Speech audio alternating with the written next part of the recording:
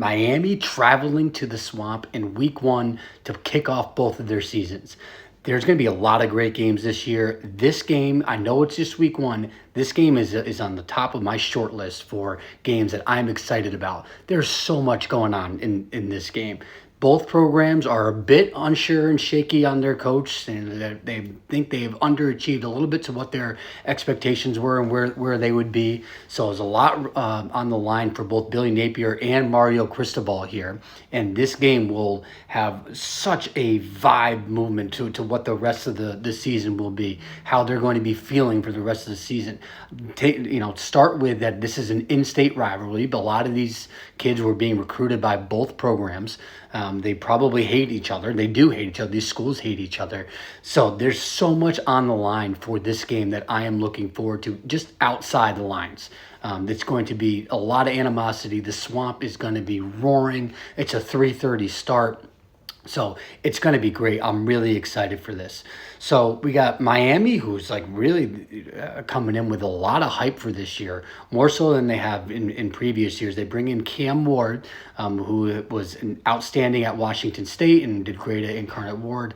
So they're hoping that they can come in and replace Tyler Van Dyke and really bring Miami to that next level offensively that they've been missing. They also bringing in running back Damian Martinez from the Pac-12 out at Oregon State. So they got a couple of Pac-12 guys that are going to be headlining the Miami offense for this year. And on the flip side, their defense, they're pretty stacked too. I think overall in the ACC, this team is very, very talented, and they really could compete to be the ACC champion. So they'll be traveling on the road, going to the Swamp, visiting Florida, where they'll have Graham Mertz, coming in, who was very underrated last year, had a really solid year for Florida last year. And so he'll be at the helm here, and then behind him we'll have DJ Lagway. Who knows what will happen with Graham Mertz if something goes wrong or they need to throw in a new guy. They got DJ Lagway right there, right behind him. So much happening in this game. I think Florida is being a little undercounted, I guess, this year.